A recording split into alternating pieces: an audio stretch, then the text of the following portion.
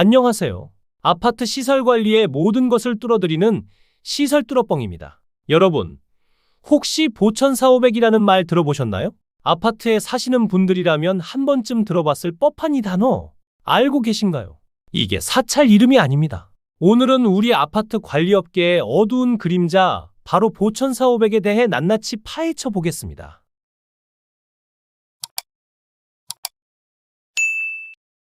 보천 4,500 그게 뭔데? 충격적인 의미, 보천 4,500. 정확히는 보천 4,5가 맞는 표현인데요. 이 말의 뜻이 정말 충격적입니다. 보는 1,000만 원, 사는 500만 원, 주택관리사 보는 1,000만 원, 경력 3년이 넘는 주택관리사는 500만 원을 관리업체나 입주자 대표회의에게 줘야 일자리를 구할 수 있다는 뜻입니다. 네, 여러분이 잘 들으셨습니다. 아파트 관리소장 자리를 얻기 위해 뒷돈을 주고받는다는 거죠. 이 말이 언제 생겼는지 아십니까? 문서를 보면 2013년에서 2015년 사이로 추정됩니다. 그 전에는 보호사삼이라는 말이 있었다고 하네요. 보는 500만 원, 사는 300만 원이라는 뜻입니다. 금액이 2배 이상 올랐다는 건 그만큼 비리가 심화되고 있다는 증거겠죠. 실제 사례들. 사례 1, 350만 원으로 시작해 800만 원까지. 2010년의 실제 사례를 보겠습니다. 40대 주택관리사 A씨는 경기도의 한 아파트 입주자 대표 B씨로부터 이런 제안을 받았습니다. 관리소장 자리를 줄 테니 1,000만 원을 빌려달라.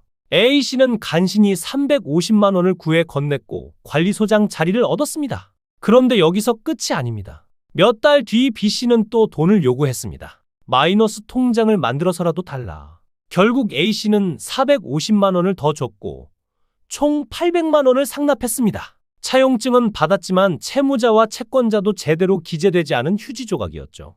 결말이 더 비참합니다. A씨는 계약 연장에 실패했고 빌려준 돈도 돌려받지 못했습니다. 사례 2, 발전기금이라는 이름의 뒷돈.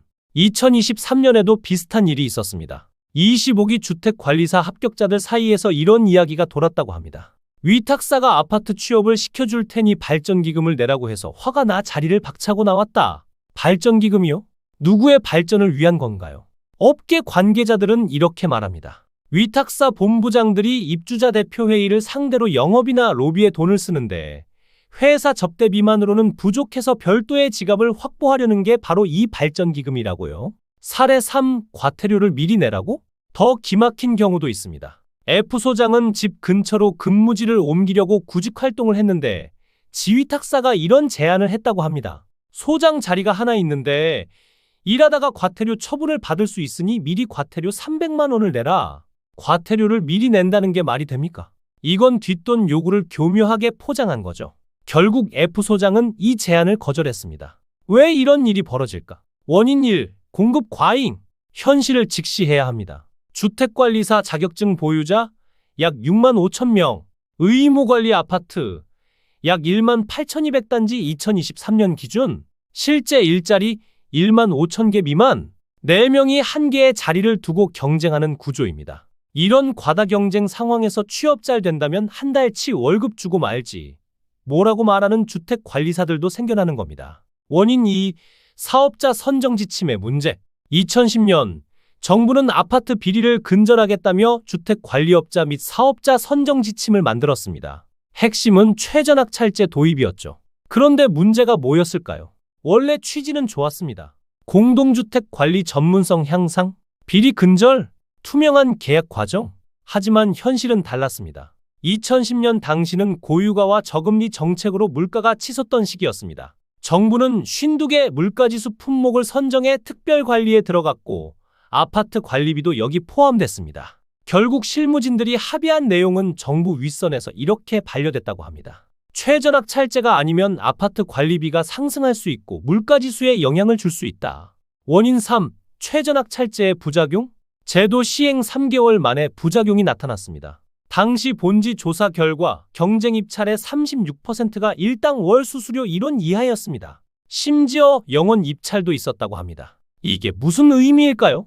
위탁관리업체는 수수료를 거의 받지 못합니다. 손실을 보전하기 위해 관리소장 채용 과정에서 뒷돈을 받습니다. 관리소장은 상납한 돈을 메우기 위해 공사 용역업체 선정 과정에서 또 뒷돈을 받습니다. 악순환의 연결고리가 만들어진 겁니다. 비리의 결과, 관리비 비리로 연결. 뒷돈을 주고 들어간 관리소장은 어떻게 될까요? 1. 투자금 회수 압박. 두세 달치 월급을 상납했으니 빨리 회수해야 합니다. 2. 감시 기능 마비. 입주자 대표와 관리업체를 제대로 감시할 수 없습니다. 3. 관리비 횡령 유혹.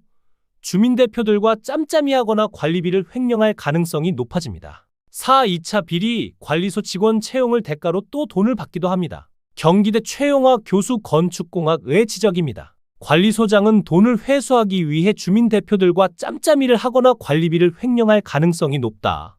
관리소장 채용 과정의 투명성을 높이고 감시를 강화해야 할 것. 실제 적발 사례?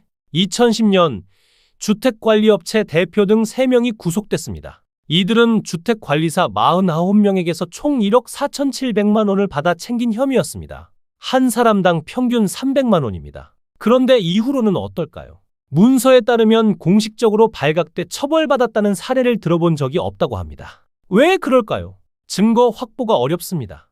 양벌 규정으로 준 사람과 받은 사람 모두 처벌해야 하는데 현실적으로 어렵습니다. 발전기금을 내놓고 자리를 부탁한 것뿐인데 무슨 큰 죄냐는 식으로 해석됩니다. 개선 노력들? 법 개정. 2018년 바른미래당 김수민 의원이 소장 채용 투명화 법안을 발의했습니다. 과반수의 입주자 등이 요구할 경우 관할관청이 소장을 직접 선임 배치한다. 취지는 좋았지만 현실적으로는 불가능하다는 평가가 많았습니다. 입주자 대표회의 연합회나 위탁관리회사가 동의할 리 없으니까요. 채용비리 금지법 통과. 2023년 드디어 의미 있는 법 개정이 이뤄졌습니다. 김교흥 의원이 대표 발의한 공동주택관리법 개정안이 통과됐는데요. 핵심 내용, 관리의 관리사무소장 등 근로자의 채용을 포함한다고 구체화. 채용 관련으로 부정하게 재물 또는 재산상 이익을 취득하거나 제공하는 경우 처벌 대상으로 명시. 공포 후 6개월 뒤 시행. 배경, 아파트 소장과 직원이 위탁회사와 3에서 6개월의 초단기 근로계약을 체결하며 극도의 고용불안에 빠져 있다. 위탁업체 등의 취업 미끼 금품 요구에 의한 채용비리 사례가 증가한다. 실태 조사 결과? 대한주택관리사협회의 설문조사를 보겠습니다. 2015년 조사 463명 대상. 취업 시 금품 지급이 일상화됐다. 32.6% 151명. 금품 수수를 직접 경험. 11.3% 47명. 415명 중. 2022년 조사 508명 대상. 취업 시 금품을 요구받은 경험. 6.3% 32명. 비율이 줄어든 것처럼 보이지만 여전히 존재한다는 게 문제입니다. 현장의 목소리. 아직도 남아있다. 경기 모 아파트 시소장 경력 20년 차의 증언입니다. 5여 년 전 동대표 갑질에 시달리다가 다른 아파트로 옮기는 조건으로 위탁사에 현금 200만 원을 줬다. 현장에서는 아직도 채용비리가 남아있다. 왜 잘 알려지지 않을까요? 주택관리사가 위탁사의 금품 요구 사실을 고발하거나 소문을 내면 위탁업계의 이름이 올라가 취업길이 막힐 수도 있다는 부담 때문 3분의 2에서 일어난다. 경기 이소장의 더 충격적인 증언입니다. 요즘 위탁사의 3분의 2 정도에서 크건 작건 채용 조건부 금품 거래가 있다고 듣고 있다. 구조적 문제? 위탁사 관계자의 지적입니다. 채용 비리는 자생력이 부족한 위탁사들이 경쟁하는 상황에서 구조적으로 발생하는 문제다. 근본 원인? 2022년 위탁관리 수수료. 주거 전용 면적 1당 8원. 10년 전보다 겨우 1원 올랐습니다. 이것이 아파트 대상 과당 영업의 근원입니다. 조선시대와 다를 게 뭔가? 문서에 이런 구절이 있습니다. 조선시대의 관직을 돈으로 거래하는 게 성행했고 쌍놈은 돈으로 양반을 살 수 있었습니다. 그런 몹쓸 악습이 우리나라 사회의 분위기 속에 계속 이어져 오고 있는 것 아닌가요? 매관매직. 조선시대 관직을 돈으로 사고 팔던 이 악습이 21세기 대한민국, 그것도 우리가 매일 생활하는 아파트에서 벌어지고 있다는 겁니다. 인정하고 싶지 않지만 우리나라는 선진국에 비해 청렴하지 못합니다. 미래는 어떻게 될까? 보이사일. 문서의 마지막 부분이 섬뜩합니다. 보천사오가 몇 년 후에 보이사일이 될지도 모르지 않습니까? 보는 2천, 사는 1천 말입니다. 1,000만 원이 2천만 원이 된다는 뜻입니다. 삼박자 추방론. 이선미 대한주택관리사 협회장의 제안입니다. 1. 주택관리사.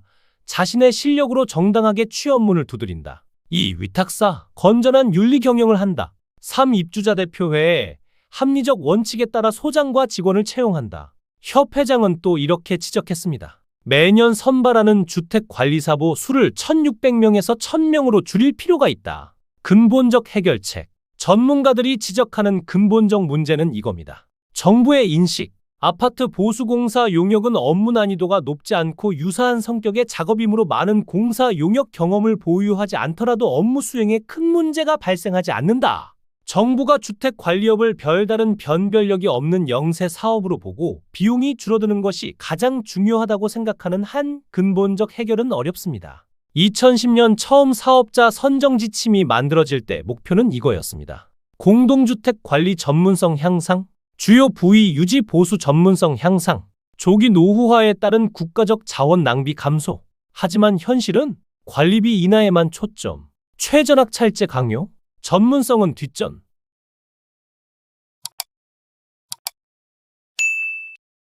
여러분, 오늘 우리가 다룬 보천 4,500 문제 어떻게 생각하시나요? 이건 단순히 일부 비양심적인 사람들의 문제가 아닙니다. 구조적인 문제입니다. 과다한 자격증 발급, 부족한 일자리, 최전학찰제의 부작용, 낮은 위탁관리 수수료, 초단기 계약, 정부의 잘못된 인식, 이 모든 게 얽혀서 만들어낸 비극이죠. 법도 만들어졌습니다. 2023년 개정된 공동주택관리법으로 채용 관련 금품 수수가 명확히 처벌 대상이 됐습니다. 하지만 법만으로는 부족합니다. 우리가 암묵적으로 이를 방치한다면 더 혼탁한 세상이 되지 않을까요? 보천 4호가 보이사일이 되고 보삼사이가 될 수도 있습니다. 입주민 여러분, 우리 아파트 관리소장이 어떻게 채용됐는지 관심 가져보셨나요? 주택관리사 여러분, 정당하게 실력으로 경쟁하고 계신가요? 위탁사 여러분, 건전한 윤리 경영하고 계신가요? 입주자 대표회 여러분, 투명하게 채용하고 계신가요? 변화는 관심에서 시작됩니다. 오늘 영상이 도움이 되셨다면 좋아요와 구독 부탁드립니다. 댓글로 여러분의 생각도 들려주세요. 시설 뚫어뻥이었습니다. 감사합니다.